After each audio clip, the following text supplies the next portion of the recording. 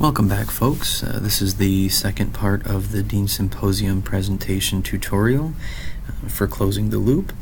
We left off last time with assessment results and what has the data told us so far.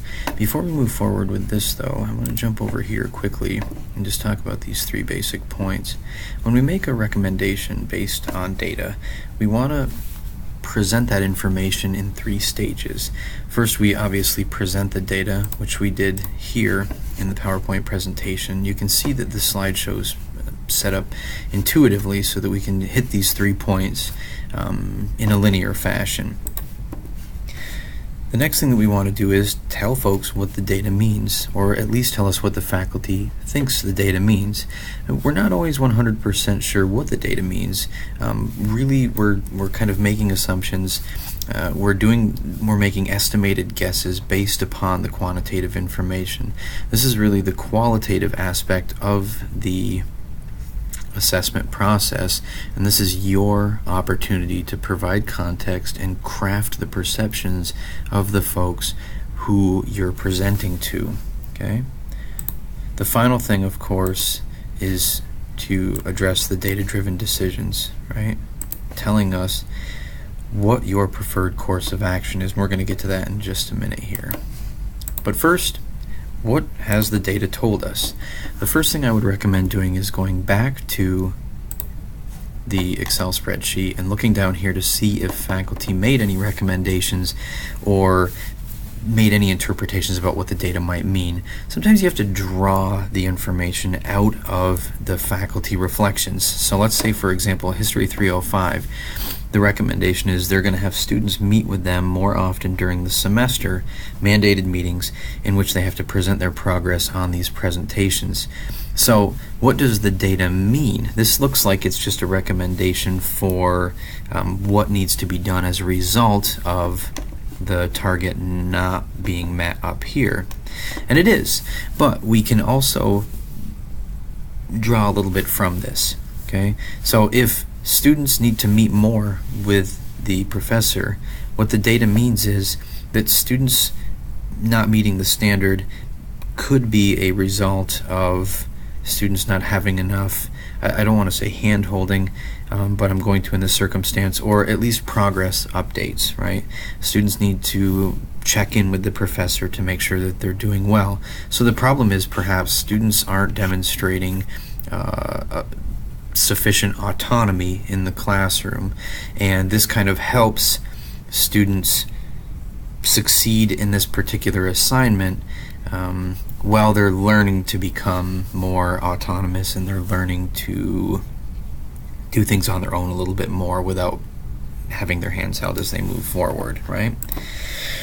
Up here we have recommendations. This faculty member recommends using the same artifact and raising the expectation because they met the target. Okay. They also continue to believe that we should include numbers for those who do not submit work.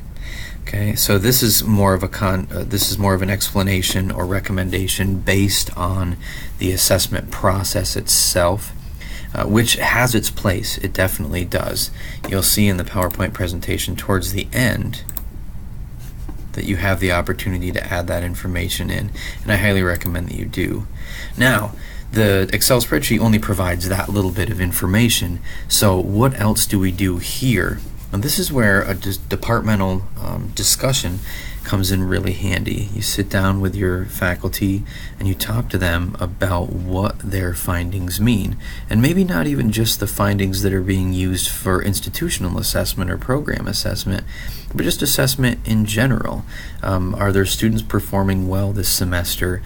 Is there a general trend of a lower student performance during a given semester? For example, this semester, several faculty members I met with had voiced their concern about the targets not being met because their students just weren't performing that well, which is kind of uncharacteristic for a fall semester.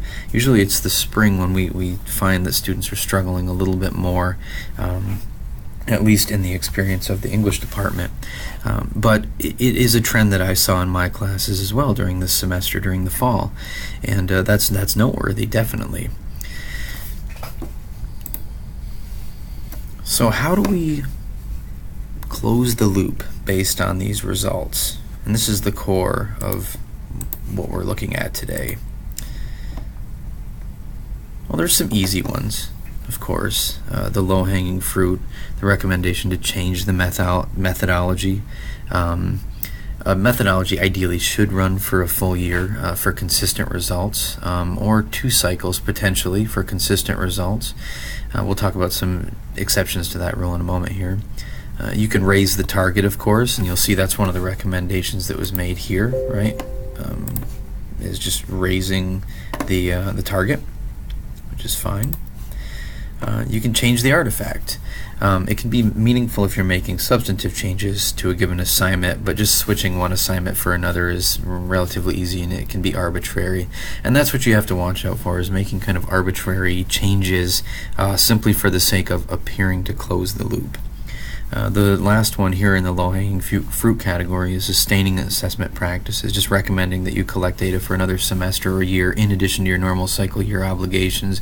And I think that's a little bit unfair to call that low-hanging fruit, actually, now that I'm reflecting on it, because if you're collecting data, let's say for critical thinking and communication, in addition to your obligations for cycle year 2, you're actually going above and beyond the minimum recommendations, and that is by no means a simple task for your faculty or for your program, and it really shows that you care. So here's some advanced options. You can add criteria to an assignment, and we're going to talk about this a little bit more in another tutorial in the near future. You can add criteria so students are asked to perform more effectively.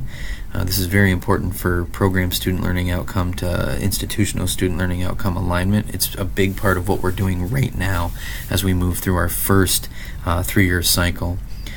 Creating a new rubric is also a part of that, right? Using the AACU rubrics as a starting point, looking at the criteria, and developing a new rubric that more accurately measures student proficiency. And in my recommendation, I can't say this enough times, consolidating your grading and assessment rubrics so that you're doing one process that takes care of the grading in the class and the assessment process. The last one, of course, is resource allocation, and really throwing money at the problem. That could be considered low-hanging fruit as well, and it's very easy to get caught up in that mentality. If you do request resource allocation, please provide justifications, and I think that's the great thing about the assessment process and the Dean's Symposium in particular, because you have the opportunity to provide quantitative evidence for your requests, right? Tutoring support is another request that people can make sometimes. And then finally, of course, requesting equipment, supplies, and space and things along those lines. All very viable and justifiable requests, especially in the case of programs that are seeing large amounts of growth but aren't seeing additional hires. But well, that's for another time, and probably not for a public video tutorial discussion, right? Now, these are only a few basic examples, and I feel like while we covered sufficiently some options for closing the loop, maybe we didn't thoroughly look at what the data has told us or what data potentially means. So in the future, perhaps I'll come back and we'll look at some more options, some more ways that we can interpret the data. Remember that this isn't about allocating blame. This isn't about making personnel decisions. In fact, it's been stated by many assessment aficionados that the minute that you use assessment data to make personnel decisions or to allocate blame or anything along those lines, the culture of assessment diminishes almost instantly, and faculty become resistant to it, and we want to avoid that as much as we possibly can. We want assessment to be meaningful and to help people improve, okay? So if students don't meet the target, it's really not something to beat yourself up about. In fact, we have one faculty member who sets their target at 100%, so they want 100% of the students to demonstrate full proficiency, and oftentimes they find that the target isn't met. There's always one student maybe that doesn't quite meet the target, and so every year they report out on their program SLOs as target not met. But the context is where they get to explain why the target wasn't met and why they believe holding themselves to these high standards is justifiable and actually very important. So even though quantitatively, without context, it might look like, oh, this program just continually doesn't meet the target, when we add the qualitative component in, that really allows us to see, oh, actually, this program is holding itself to a very high standard, and it's actually doing really well. And if it held itself to a lower standard, it would meet the targets all the time, or the minimum recommended standard. It would succeed all the time.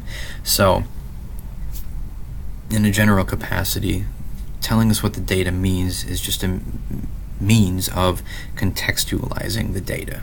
Okay?